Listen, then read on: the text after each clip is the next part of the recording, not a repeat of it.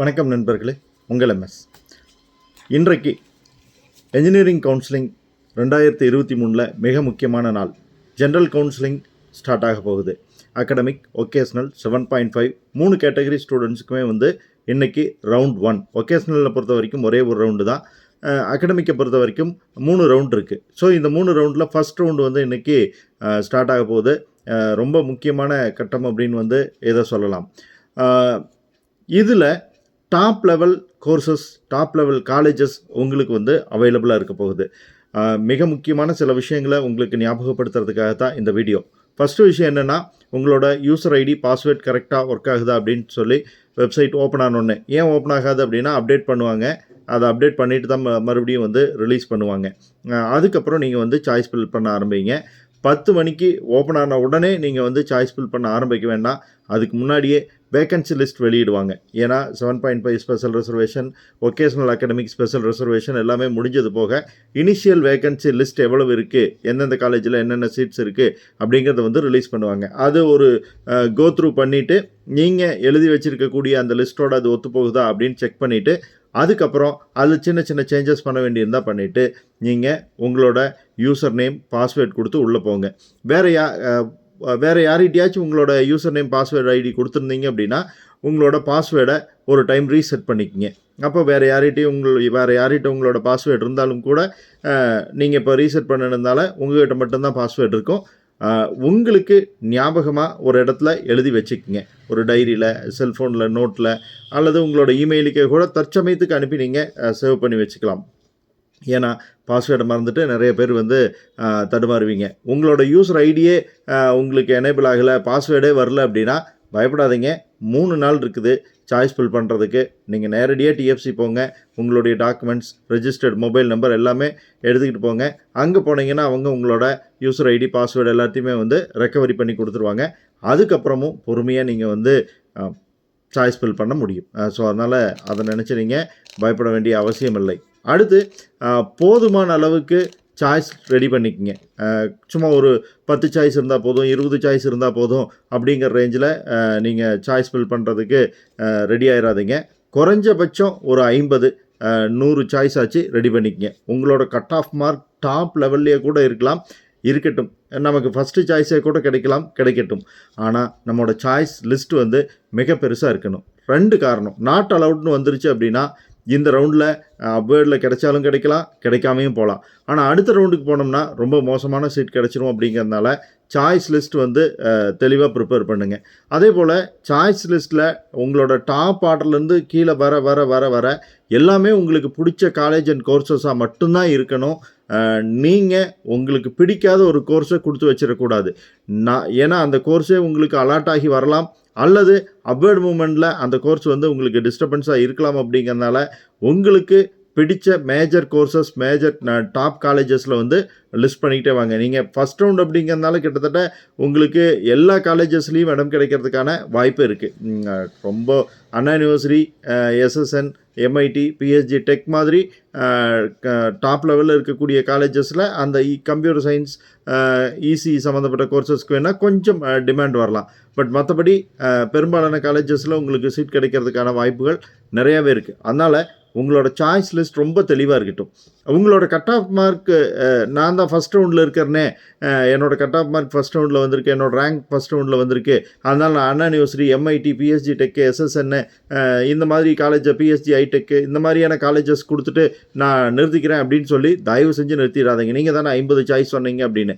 50 சாய்ஸோ, 100 சாய்ஸோ, 150 சாய்ஸோ அல்லது அன்லிமிட்டெட் சாய்ஸோ, உங்களோட சாய்ஸ் எப்படி இருக்கணும் அப்படின்னா 3 கேட்டகரியாக இருக்கணும். ஃபஸ்ட்டு கேட்டகரி உங்களுக்கு ஆசைப்படுற கோர்ஸு கிடைக்கிறதுக்கான சான்சஸ் இல்லாமல் கூட இருக்கலாம், இருந்தாலும் போட்டு வைக்கலாம். எவ்வளோ சாய்ஸஸ் வேணாலும் கொடுக்கலாம். அப்படிங்கிறதுனால போட்டு வைக்கலாம். உதாரணத்துக்கு உங்களோட கட் ஆஃப் 185, அண்ணா யூனிவர்சிட்டியில் சிஇஜி போட்டு வைங்க. இப்போது அதனால் ஒன்றும் தப்பு கிடையாது.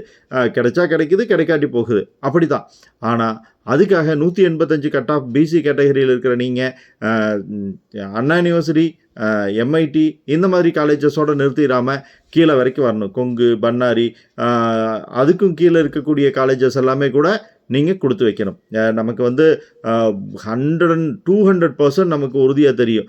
185 மார்க் இருந்தது அப்படின்னா ஒரு காலேஜில் சீட்டு கண்டிப்பாக கிடைக்கும், இதை நாம் போட்டு வைக்கணுமா, எனக்கு தான் இதுக்கு மேலேயே காலேஜ் கொடுத்துட்டனே, அதாவது 150 சீட்டில் 50 சீட் வந்து நீங்கள் எப்படி கொடுக்கணும் அப்படின்னா உங்களுக்கு ஆசைப்படுற காலேஜ் கிடைக்காததுக்கான வாய்ப்பு குறைவாக இருக்கிறது. ரெண்டாவது கேட்டகரி 100% கிடைக்கக்கூடிய காலேஜ், மூணாவது கேட்டகரி 200% கிடைக்கக்கூடிய காலேஜ் அப்படின்னு சொல்லி நீங்கள் இந்த கேட்டகரியில் சீட் வந்து ஃபில் பண்ணி வச்சிங்கன்னா தான் நாட் அலாட்டட் அப்படிங்கிற விஷயத்துலேருந்து நீங்கள் தப்பிக்க முடியும். அதே போல் எல்லா கோர்ஸும் கொடுத்து வைக்கணுமா நல்ல காலேஜ் அப்படிங்கிறதுக்காகனா கண்டிப்பாக இது யோசிக்க வேண்டிய விஷயந்தான். ஃபேஷன் டெக்னாலஜி மாதிரியோ, டெக்ஸ்டைல் டெக்னாலஜி மாதிரியோ, ஃபுட் டெக்னாலஜி மாதிரியோ இருக்கக்கூடிய கோர்சஸ் எல்லாம் பிளேஸ்மெண்ட்டில் என்ன மாதிரியான ஆப்பர்ச்சுனிட்டி இருக்குது அப்படிங்கிறத நீங்கள் சர்ச் பண்ணணும். நல்ல காலேஜ் தான், அங்கே இந்த கோர்சஸ்க்கெல்லாம் பிளேஸ்மெண்ட் தர்றாங்களா, என்ன பிளேஸ்மெண்ட் தர்றாங்க, என்ன பேக்கேஜ் இருக்குது, இதெல்லாம் உங்களுக்கு நல்லா தெரியும் அப்படின்னா நல்ல காலேஜ் அப்படிங்கிறதுக்காக நீங்கள் இதெல்லாமே வந்து கொடுத்து வைக்கலாம். இந்த மாதிரி கோர்சஸ் எல்லாம் அந்த காலேஜஸில் இருக்கும்போது ஐடி தான் ப்ரிப்பேர் பண்ணுவாங்க. பட் உங்களை எடுத்துக்கிட்டு போய் சம்மந்தமே இல்லாத ஒரு ஃபீல்டில் உங்களை டெவலப் பண்ணுறதுக்கு அவங்க அவ்வளோ சிரமப்படுவாங்களா அப்படிங்கிறத வந்து நீங்கள் யோசிக்கணும். ஸோ சாய்ஸ் எல்லாம் கொடுத்து முடிச்சிட்டிங்க, நம்பர் ஆஃப் சாய்ஸஸ் கொடுத்தீங்க, அப்பா சாய்ஸ் ஃபில்லிங் முடிஞ்சுது அப்படின்னு உடனடியாக நிம்மதி அடைஞ்சிடாதீங்க. இன்றைக்கி சாய்ஸ் லாக் பண்ணிடாதீங்க, நாளைக்கும் பண்ணாதீங்க, நாளான்னைக்கு பண்ணலாம். பட் இன்றைக்கி நீங்கள் முடித்தோடனே ஈச் அண்ட் எவ்ரி டைம் நீங்கள் சாய்ஸ் ஃபில்லிங் முடிச்சுட்டு ஓகே இந்த செஷனை வந்து நான் லாக்அப் பண்ண போகிறேன் அப்படிங்கிறப்போ நீங்கள் என்ன பண்ணுறீங்க அப்படின்னா ப்ரிவ்யூ கொடுங்க, அந்த லிஸ்ட்டை டவுன்லோட் பண்ணி முடிஞ்சால் பிரிண்ட் அவுட் எடுத்துக்கங்க, செக் பண்ணுங்கள். ஓகே நம்ம வந்து ப்ராப்பரான ஆர்டர் தான் கொடுத்துருக்கோம், நம்மளோட கட் ஆஃப் மார்க்குக்கு நம்மளோட ரேங்க்குக்கு இதெல்லாம் வந்து கிடைக்கக்கூடிய காலேஜஸ் தான் கொடுத்துருக்கோம் அப்படிங்கிறத கன்ஃபார்ம் பண்ணிக்கங்க. நாளைக்கு இன்னும் சில காலேஜஸ் வந்து ஆட் பண்ண முடியுமா, இப்போ இருக்கக்கூடிய காலேஜஸில் வந்து ஏதாச்சும் சேஞ்சஸ் பண்ண முடியுமா, இது சம்மந்தமாக யார்கிட்டயாச்சும் டிஸ்கஸ் பண்ண முடிஞ்சுது அப்படின்னா உங்களோட ஃப்ரெண்ட்ஸ், ரிலேட்டிவ்ஸ் அல்லது இந்த ஃபீல்டில் இருக்கக்கூடியவங்ககிட்ட நீங்கள் டிஸ்கஸ் பண்ண முடிஞ்சுதான் டிஸ்கஸ் பண்ணிவிட்டு அதில் ஏதாவது சின்ன சின்ன சேஞ்சஸ் பண்ண முடியுமா அப்படிங்கிறத பண்ணி ரெடி பண்ணி வச்சுக்கோங்க லிஸ்ட்டை. நாளைக்கு அதை அப்டேட் பண்ணுங்கள், நாளைக்கும் திரும்ப ப்ரிவ்யூ பார்த்துட்டு ரீஆர்டர் பண்ணி பிரிண்ட் அவுட் எடுத்துக்கங்க. அப்போ வந்து உங்களுக்கு என்ன ஒரு சான்ஸ் அப்படின்னா தப்பு வராமல் இருக்கும், உங்களோட ஆர்டரில் வந்து நீங்கள் எதிர்பார்த்த காலேஜ் தான் டாப் ஆர்டர்லேருந்து இருக்கும், நீங்கள் நினச்ச மாதிரி அப்வர்ட் மூவ்மெண்ட் கொடுக்கறதுக்கும் யூஸ்ஃபுல்லாக இருக்கும். ஸோ அதையும் ஞாபகம் வச்சுக்கோங்க.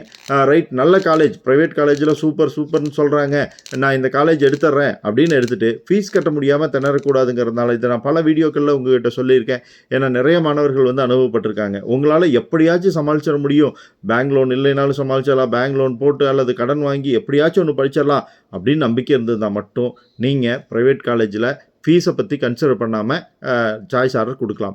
இல்லைன்னா கொஞ்சம் கன்சிடர் பண்ணிக்கங்க, உங்களுக்கு அதுக்கு தகுந்த மாதிரி உங்களுக்கு பக்கத்தில் இருக்கக்கூடிய நல்ல காலேஜில் டே ஸ்காலராக போய் படிச்சிட முடியுமா அப்படிங்கிறது கூட நீங்கள் கன்சிடர் பண்ணுறதுல வந்து தப்பு இல்லை. மிக முக்கியமாக உங்களுக்கு வந்து 100% நாங்கள் ஃப்ரீ தர்றோம், எந்த ஃபீஸும் கட்ட வேண்டியதில்லை அப்படின்னு வந்து ரேங்கிங்லேயோ பாஸ் பர்சன்டேஜ்லேயோ கம்மியாக இருக்கக்கூடிய ஒரு காலேஜிலேருந்து உங்களுக்கு ஆஃபர் பண்ணுறாங்க அப்படின்னா ஒரு முறைக்கு 2 முறை யோசிச்சு பாருங்கள், அந்த காலேஜஸை பற்றி நல்லா தெளிவாக விசாரிச்சு பாருங்கள். எல்லா தகவலும் நல்ல விதமாக இருக்குது அப்படின்னா மட்டும் நீங்கள் வந்து அந்த காலேஜில் ஜாயின் பண்ணுறதுக்கு யோசிக்கலாம். இப்போ வந்து உங்களோட மார்க் வந்து 190, ஒரு காலேஜில் வந்து 130க்கு தான் சீட் ஃபுல்லாக இருக்குது, உங்களுக்கு ஃப்ரீ ஆஃபர் பண்ணுறாங்க, எல்லாமே ஆஃபர் பண்ணுறாங்க அப்படிங்கிறதுக்காக நீங்கள் அந்த காலேஜ் எடுத்துகிட்டு உங்களோட நல்ல ஆப்பர்ச்சுனிட்டியை இழந்துடக்கூடாது. அப்படிங்கிறதுனால அதுலேயும் நீங்கள் ரொம்ப கேர்ஃபுல்லாக இருக்கணும். பொதுவாக சொல்லணுன்னா உங்களோட ரேங்க் வந்து 5000 அப்படின்னு வச்சுக்கிட்டா நீங்கள் 3000லேருந்து கிட்டத்தட்ட 7000 ரேங்க் வரைக்கும் இருக்கக்கூடிய எல்லா காலேஜையும் உங்களோட லிஸ்ட்டில் கொண்டுக்கிட்டு வந்தீங்க அப்படின்னா, அதாவது உங்களுக்கு பிடிச்ச காலேஜ், இப்போ அந்த ரேஞ்சில் வந்து ஒரு 100 காலேஜ் இருக்குன்னா 100 காலேஜ் நீங்கள் லிஸ்ட்டில் கொண்டுக்கிட்டு வரணும் அப்படின்னு அவசியம் இல்லை. ஒரு 20 காலேஜ் உங்களுக்கு பிடிச்ச காலேஜாக இருக்கும், அதில் இருக்கக்கூடிய உங்களுக்கு பிடிச்ச கோர்ஸை வந்து நீங்கள் சாய்ஸ் லிஸ்ட்டில் கொடுத்தீங்க அப்படின்னா ரொம்ப ஈஸியாகவும் யூஸ்ஃபுல்லாகவும் இருக்கும். ஸோ நீங்கள் எந்த விதத்துலையும் பார்த்துப்படாதீங்க, சாய்ஸ் லாக் பண்ணுறதுக்கு முன்னாடி டவுன்லோட் பண்ணிக்கங்க. ஃபைனலாக நீங்கள் எந்த ஆர்டர் கொடுத்தீங்களோ அதை டவுன்லோட் பண்ணி வச்சுக்கிட்டிங்கன்னா நாளைக்கு அப்வர்ட் மூவ்மெண்ட் கொடுக்கறதுக்கு முன்னாடி மேலே என்னென்ன காலேஜஸ் நம்ம கொடுத்துருக்கோம் அப்படிங்கிறது வந்து நமக்கு கிளியர் ஐடியா இருக்கும். அப்போ நம்ம தடுமாறாமல் அப்வர்ட் மூவ்மெண்ட் கொடுக்கலாம். அப்வர்ட் மூவ்மெண்ட்டுக்கு கண்டிப்பாக இந்த லிஸ்ட் வந்து உங்களுக்கு வேணும். காலேஜஸை நீங்கள் பார்க்கும்போது கண்டிப்பாக என்னென்ன பார்க்கணும் அப்படின்னா அவங்களோட ரேங்கிங் எல்லாமே பார்க்கணும். NBA, NAC, NIRF இந்த மாதிரியான ரேங்கிங் எல்லாமே பார்க்கணும். அதே மாதிரி பாஸ் பர்சன்டேஜ் பார்க்கணும். அந்த காலேஜில் இருக்கிற infrastructure, teaching facility, centre for excellence உட்பட வேறு என்னென்ன வசதி வாய்ப்புகள் தர்றாங்க, ஸ்டூடெண்ட்ஸ் எப்படி ட்ரீட் பண்ணுறாங்க, என்ன மாதிரியான போக்குவரத்து வசதிகள் அந்த கல்லூரிக்கு இருக்குது, நீங்கள் படிக்கிறதுக்கு அடிஷ்னலாக என்ன விதமான ஹெல்ப் எல்லாம் பண்ணுறாங்க, என்ன சப்போர்ட் கிடைக்குது, பழைய ஸ்டூடெண்ட்ஸோட கோஆப்ரேஷன் அந்த காலேஜஸ்க்கு எப்படி இருக்குது, எல்லாத்தையுமே நீங்கள் வந்து கன்சிடர் பண்ணணும்.